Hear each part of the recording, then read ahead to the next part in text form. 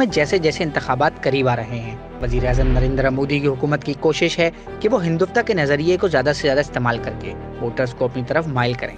और इसी सिलसिले की एक कड़ी 22 जनवरी को अयोध्या में बाबरी मस्जिद की जगह तामीर होने वाले राम मंदिर का इफ्तिताह है।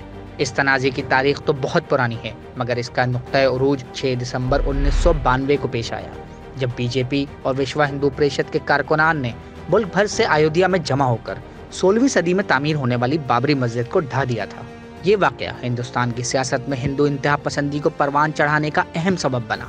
9 नवंबर 2019 को भारतीय सुप्रीम कोर्ट ने इस हवाले से एक केस का फैसला सुनाते हुए बाबरी मस्जिद के इन्हदाम को गैर कानूनी करार दिया था, मगर मस्जिद की जगह राम मंदिर की तामीर की इजाजत भी दे डाली।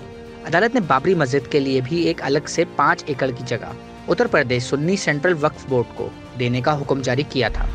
राम मंदिर की बात करें तो 5 अगस्त 2020 को मोदी हुकूमत ने इसकी तामीर का ऐलान किया और 3.25 साल के मुख्तसर दौरानिये में इसको 1800 करोड़ इंडियन रुपए की लागत से तामीर कर दिया। भारतीय मीडिया के मुताबिक मंदिर का कुल रकबा 2.7 एकड़ है, जिसमें से 57,400 स्क्वायर फीट पर तामीरात की गई हैं।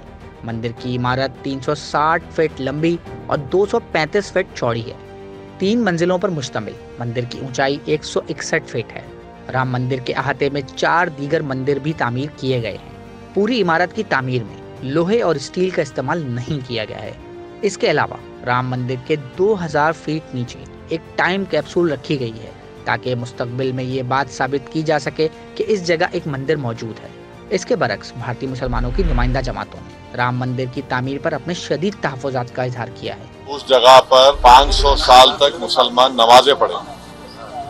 कांग्रेस के जिन पर मुख्यमंत्री थे, रात के अंधेरे में उसमें मूर्तियां रख दी गई। मेरी मस्जिद थी, है और रहेगी। उन्होंने मूर्तियां नहीं निकाले। और फिर वहां पे कलेक्टर थे जिनका नाम था नायर साहब मस्जिद बंद करा के वहां पर पूजा शुरू कर दिए। 6 दिसंबर 1992 को सुप्रीम कोर्ट को ये वादा करके बीजेपी संघ परिवार बाबरी मस्जिद को डिमोलिश कर दिए, शहीद कर दिए।